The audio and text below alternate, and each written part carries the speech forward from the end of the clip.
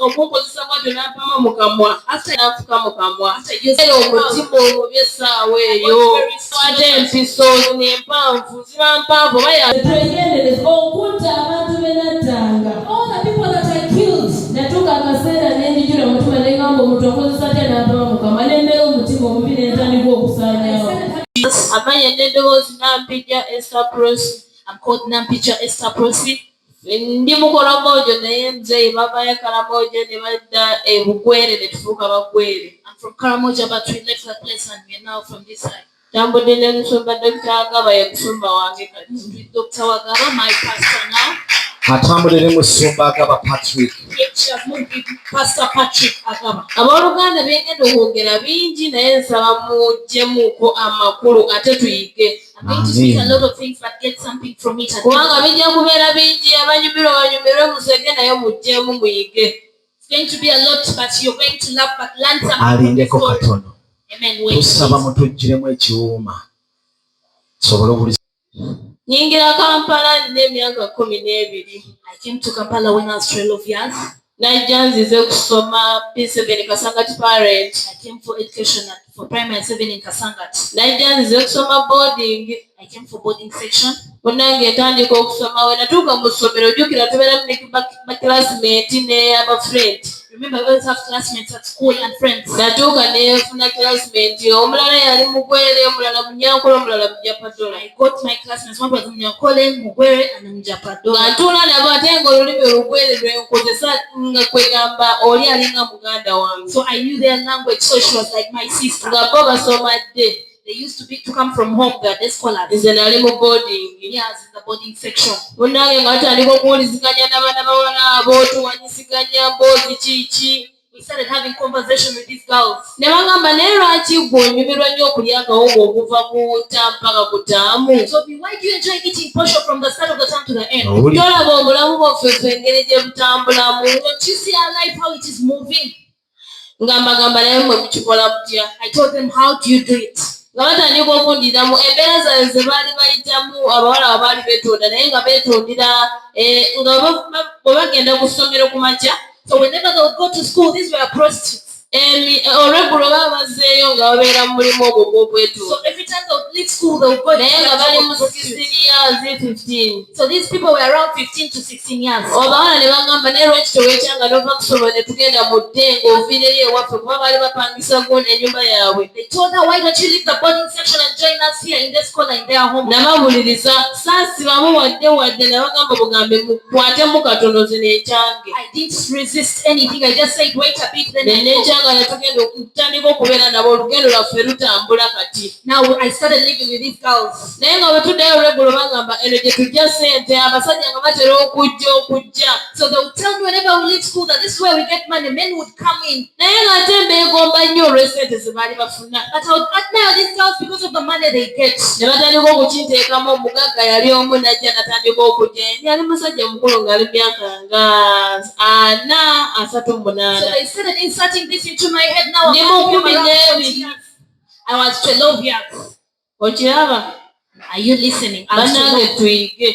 Let us learn something from this story. Nga tutandika okubeera mu bulamu olwo ne batuwakasa ne bagamba kati awo nange nga ntuuse awo nga nange ndi sniper. Now I also started prostitution. Now I was part of nga nkuguse mu kiri ng'ate bomba singa. Now I was a great prostitute. Now I was better than them. Ne bagamba essomero terugenda tukolera wano tetugenda sobola kukolera wano nga tusoma. Now they told me we're not going to be able to work well when we are studying. So we left school and went in Mukono. Now we met another prostitute called Diana. Now this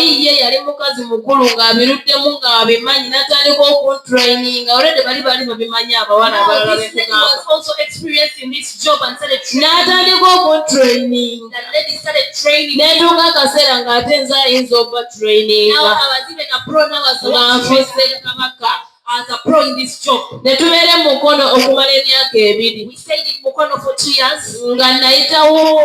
As a very pro in nze prostitution. nga sina lugoye lwa mukama bwizi gange ate nga sina lugoye lutuuka wano I didn't have my clothes that nyambala had below patra my knees. netekako ekisaati kiwedde I'll put on those short patras and then put on a t-shirt. twalabange mukola bagenda kungwa mama okuba mama wange bamuzaalawo So I realized that they will get to know me ne better. tubawo ne tugenda Essemuto So we left Mukona and shifted to oba Semto. muwulira bamumanyiyo simanyi I don't know whether you know that place. Essemuto namalayo emyaka 4 I stayed in Semto for 4 years. kati ne tutandika okweyawula n'abo abaana bawala be nali nabo So we started separating with these ladies that were working together. abawala abo abalala ababiri basigala eri e Mukono Now the two of them stayed in Mukono. omu n'addayo eri mu kyalo ye n'afa Another went back in the village and passed on. kuba nawulira ng'ombu embeera y'ekibi kufa.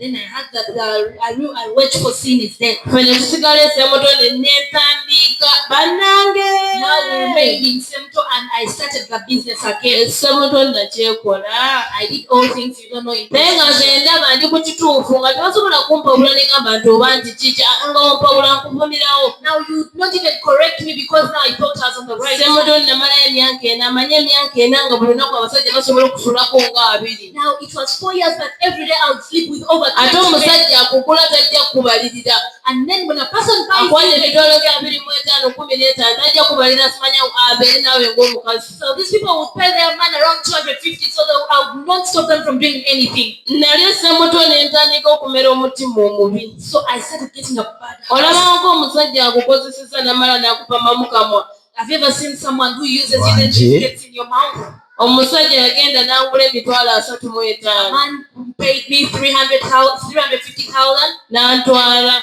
took me somewhere mu ruumu. in a room. Yamala okunkozesa After using me and n'ampama mu kamwa. the person defecated in my mouth. N'agamba mutulya nnyo ssente zaffe mutulya nnyo ssente tukooya tetulina kye And tufunamu. told me, you eat a lot of my money, I don't get anything from you people. Olunaku olwo lwennyini lwe nasooka okutta omuntu mu bulamu And bwange. that very day I killed someone in my life. Sigamba nti buli ate omuntu aba ali awo ku bwereere. Nze nali namera omutima omubi omuntu okumala okunkozesa okumpama mu kamwa. Now I have created that heart in me. Now this person used me, then they Jjukira buli malaaya yenna atambula abeera n'ebyogi. Remember, every prostitute has knives. Tuba n'empiso We always have those spins, obwambe buno obw'okutegula omuteguzi. small knives. Ne tubeera obuso buba bumpimpi sayidi ne sayidi buba bwogi. So we always have those double-edged sword knives. that Bw'oyambala hold. akapale akasooka akasiba Then when you put on that small short, obwo omuntu ng'oyagala ng'otonnazaako mpale endala like eringa akateteyi kano kenyambadde. now before putting on another cloth on top Ebyo of that, tubiteeka omwo. you put those knives, those N'ogenda knives. omuntu n'akutwala n'akola byakola amanyi alina muntu mulumu. So someone takes you, uses you, Ate nga tetunnagendayo nze bw'otutte kanceteekemu kuba nakiri. Nze bw'otutte nga malaaya. me that you have taken as a prostitute. Nze asookayo ddala okugenda okweka ebintu byange. Now it's me who entered. Either wantuusaako obuzibu nange ndibaddemba okutuusaako obuzibu. Kuba abamalaaya balina license. When you do a harm to me, I also do the same harm to you because I'm licensed. Munnange we yamala okunkozesa bwatyo n'ampama mu kamwa. After using me and then Namera omutima omubi essaawa eyo. Ne ngamba nkoze ntya. I said, what should I do? Kuba oba oyingira mu malaaya bakusomesa nti bino ebintu ebigenda okuttasa okujja mu buzibu. Now they teach you when you're entering this job that these are the Nagoma bulungi n'amala okukola bye yakola n'ampama mu kamwa nayeetereza ayagala olwo amumuddemu ayagala fuluma. Now he did everything, then he was resting on the N'enkwata empiso n'empanvu ziba mpanvu oba ya bibiri. I got those knees. N'embuyisa muno mu kundi. He started it here. N'emufumita n'eggweramu. Then it's inside. Sayidi n'empisaamu akaso. Then this side I put a Omuntu knife. gw'ayagala omutta nga tagenda kwasama wadde empiso eyo okayoka esobola omutta. Now only that little can kill that. Namuyisaamu empiso eyo n'eggweramu n'empiso sayidi akaso. I put them that thing there. Omusajja n'asirika ddala ddala nga tosobola nategeera nti mulumu gyenva fuluma nziseeyo omuntu. You wouldn't even know that I killed someone when N'enfuluma nedda Essemuto ku mulimu kubanga abamalaaya bateesingira nnyo ku bibbaala. So I went back in the bar where Nga tulina ebbaala gye tubeerako baali bagiyita ketinabba. so we had a bar called Nga Bitiisa. nnene. It was Bamalaaya twalingako 23. we were around 20 to 30. Munnange omulala munaasonyiwa okwogera ebintu bino naye nsaba mugyemuuko. Forgive me to say all these words, but I want you to pick something from them. Omulala n'angula antwala kapeeka Now someone bought me, was taking me to Kapeka. Weyamala okukozesa yanfuka mu kamwa. Now this one, after using me, urinated in my mouth.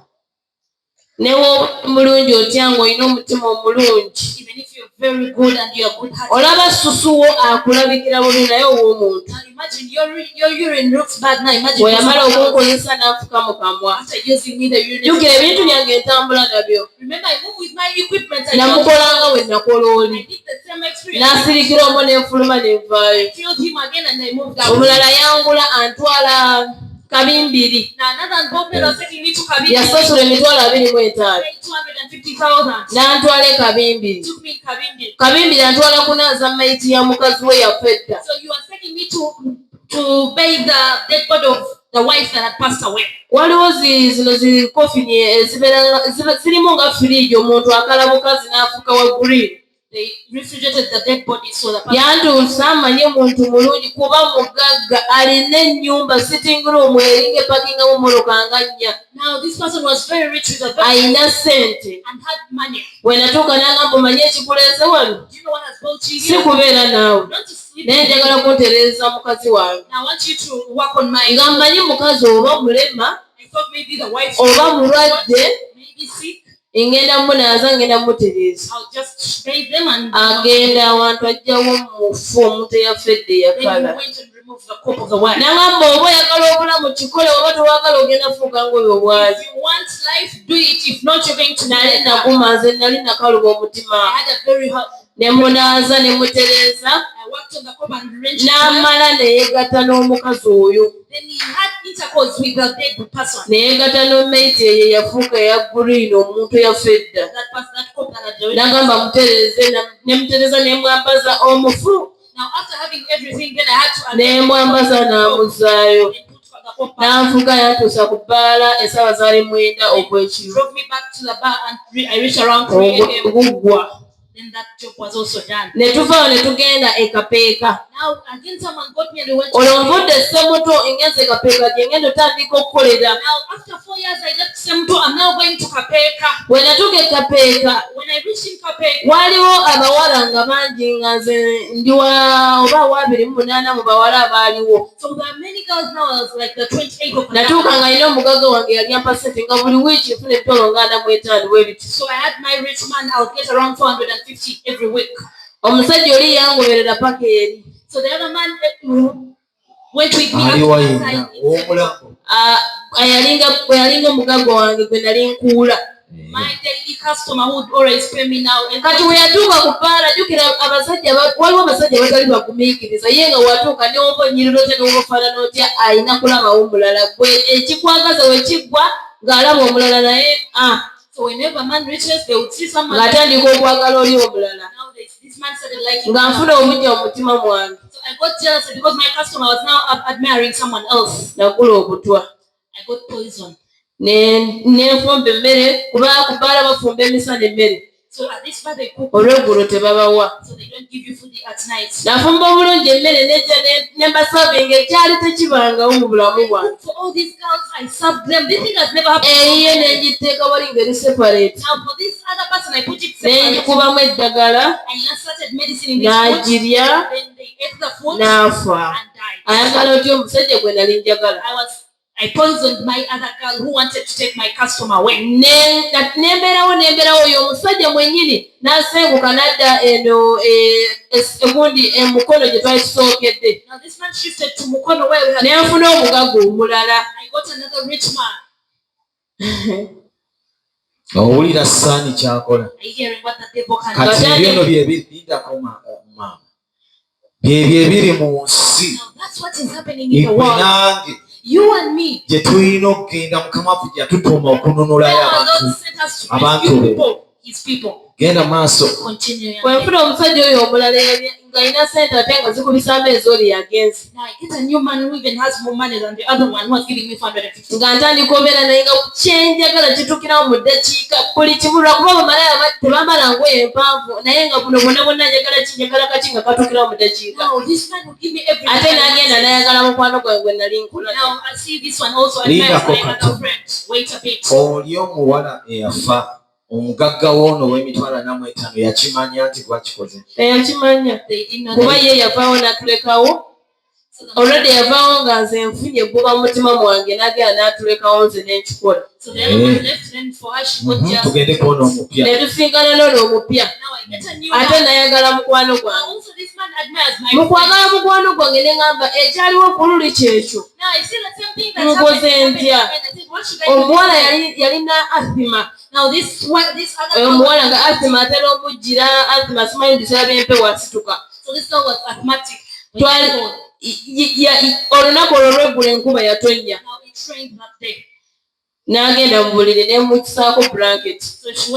Already nina ekyange ku mutima nga tavuddeewo sigenda kutereera.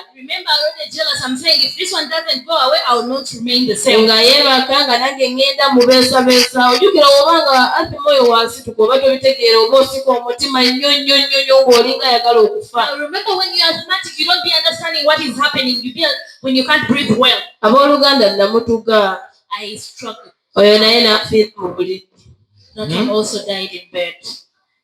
Awo akamale ekapeeka emyaka emirala 2. Now I'm in Kapeka 2 other years. Tuyingira mu mwaka ogwokusatu. Omusajja oli eyanzisa omuwala yali asoose. Now the other man n'akomawo nga nnoonyereza.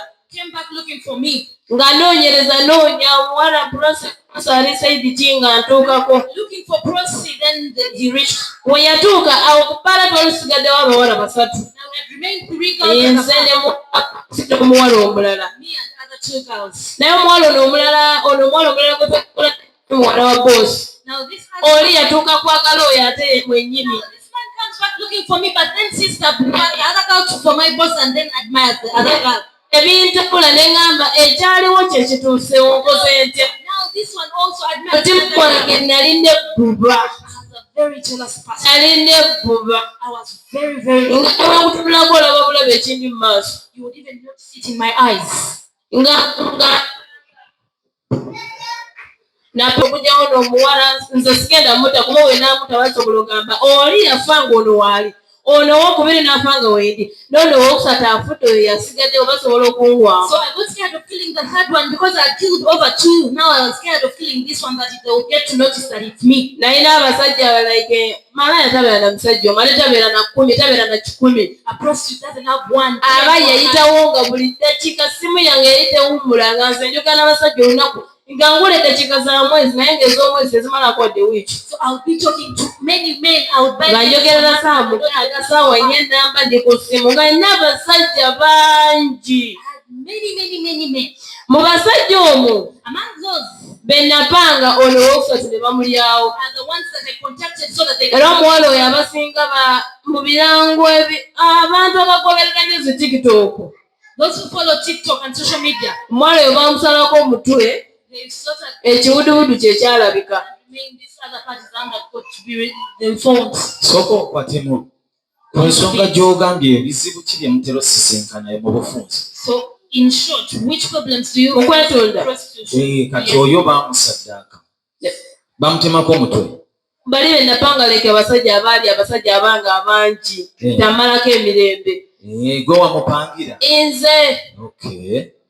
So it is still her that is trying to kill all these other enva girls. eyo nga olwedde emyaka 4 emirala zikutuuse nenzira e Kasangati. So now I shift to Kasangati. Bw'anatuuka e Kasangati jjukira waliwo brother wange musumba.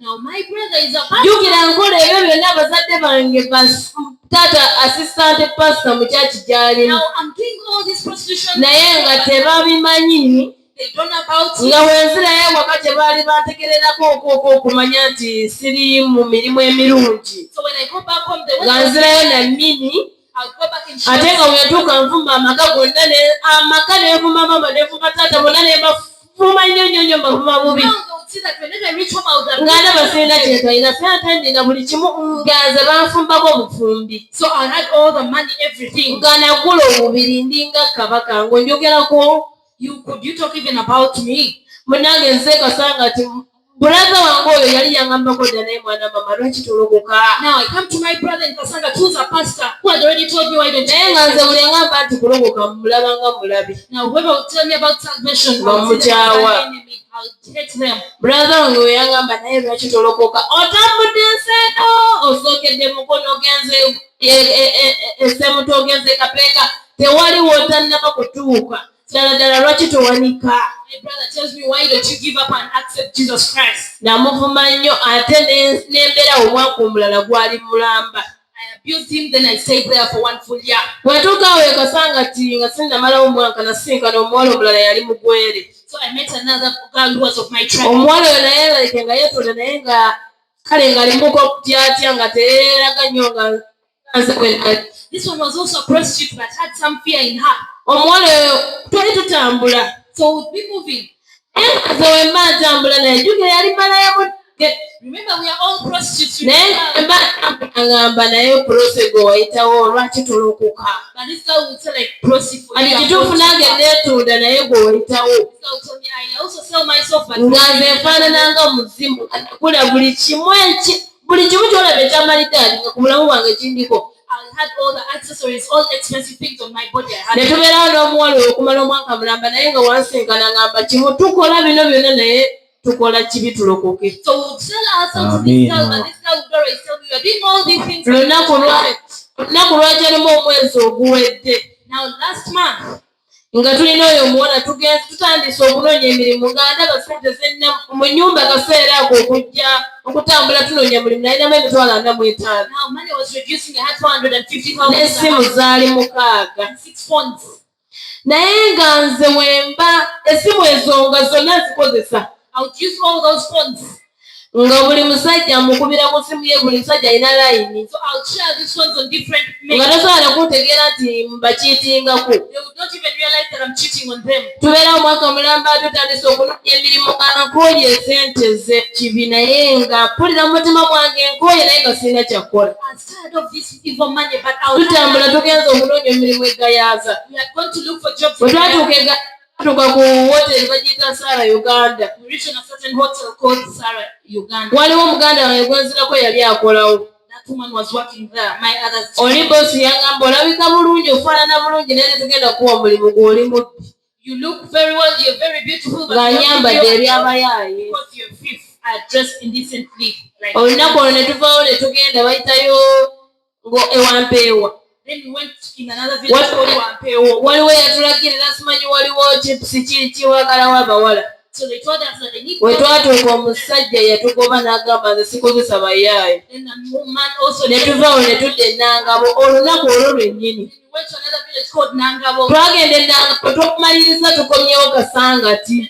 we went back. Then we went to Naye ng'olwo olunaku waliwo kuruseedi. but there was a crusade that day. Naye olunaku olwo twakomawo kuruseedi eyo yali ewedde. But the day we came back, the crusade Naye had waliwo abavubuka be twasangawo nze yabuuza ne bagamba wano basobola otuwaako ku kyokulya ddala.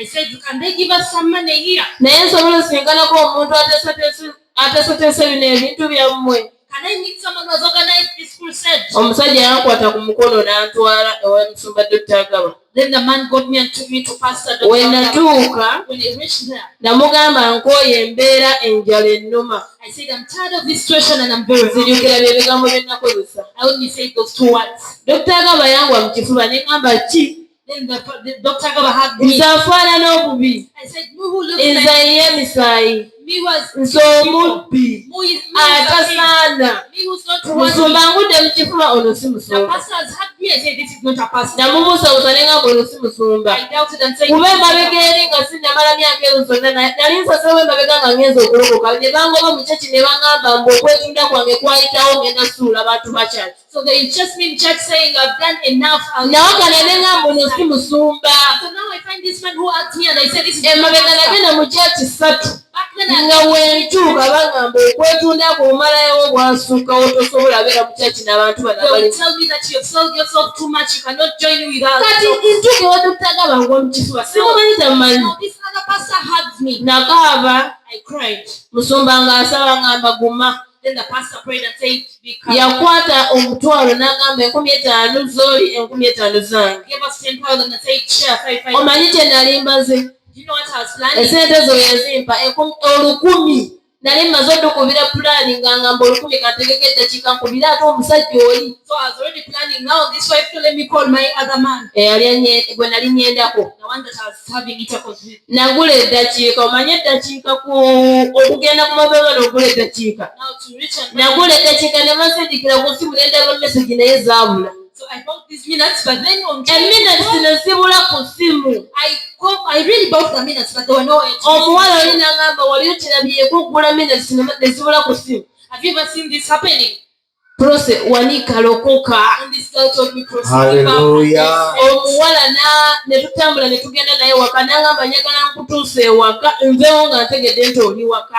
I want you to reach home. I live when I'm very. When natuuka ewaka bulaza wange yangamba nva kubeera nga wano nga mpulira omuwala nga like nva kubeera nga wano nga mpulira ku crusade nga waliwo ebiriyo. I've been here and I've been hearing the crusade happening. Naye Prose naawe lokoka. And Prose, you get saved. Ne ngamba naye bano bonna tebategeera. I said, all these are not what they are. Era natabuka naye mu binnyo ne mugamba gwoba oyagala kuddamu kulokoka genda oddemu. I told him, if you want to get saved again, go back. Teyakomaawo ku lunaku jjukira nayingirawo ku crusade olwali lwakuna olwokutaano ne tuddayo olw'omukaaga ne tuddayo ku Sande waliwo okubatizibwa. Now on Sunday there was baptism at the crusade. Nagenda natuukawo saa zaali mukaaga. I reached there at around. Nasanga bamaze okusomesa I found them there. buli kimu bakimaliriza nga bagala kugenda kubatiza. Then they wanted to go and baptize. Nali simanyi nti lunaku lwa kubatiza. I didn't know that it's a dog baptism. Ne bagamba tugende onaafunayo omuntu omulala agenda okuwa olugoye. Then they told me, let's go. You. Bwe twatuuka okubatiza When we reached that site, ne ntandika okulaba emyoyo egitategeerekeka. and I started seeing spirits. Ng'ogumu gungamba tolina magezi totegeera. Ewaze nga ze kunyumira kwonoona. N'abasomesa tulinamu teepezo nga yeeze mukwana bawala. Abaana abato. Kale omusajja ali wano okwegeredde oba omwana oba agenze ku mulimu. Okubeera abasimu obeera mubuulirireko. Omwana ku ssomero mukyezinge. Nze singa abazadde bange baali bankyekingako. Olusisaanula tebwetu. Otusisaanyi ntuuse mu mbeera ezo nalokokeramu. Naye oluusi waliwo ensonga oluusi okubeerawo entyo nga bantu begenda olulula. Naye mbeegeredde abaana abali wano tubeere beegendereza. Olwaleero lwange naye bw'ogenda ozaala emisimu kitambula kirondoola fe mu famire yaffe temulimu muntu yeetunda, temuli muntu yali malaaya, naye oba omuzimu gwalikwawo oba kwawanze simanyi. Naye abali wano twegendereze okutta abantu be nattanga. Natuuka akaseera n'enjijula omutima ne ngamba omuntu okozesa atya n'apama Mukama ne mbeera omutima omubi ne ntandika okusaanyaawo. Si kwogera nti munsiime mu mpaale, naye njogedde tujjeko okuyiga. Era twagala okwendenya mu maaso ga Mukama ansaasire ddala. Nasomye natta abantu. Nasomye abantu. Nze nasomaga abasajja ng'okwala omusajja wa mukazi n'omuggyako omusajja ate togenda kufumbirwa. Naye Katonda yantonda n'aleka n'enkola ebyo byonna tonamaliriza n'annonda nsaba. Yakola abantu mu nsaasire twegende Katonda ansaasire bannange ndi mwonoonyi. Amen.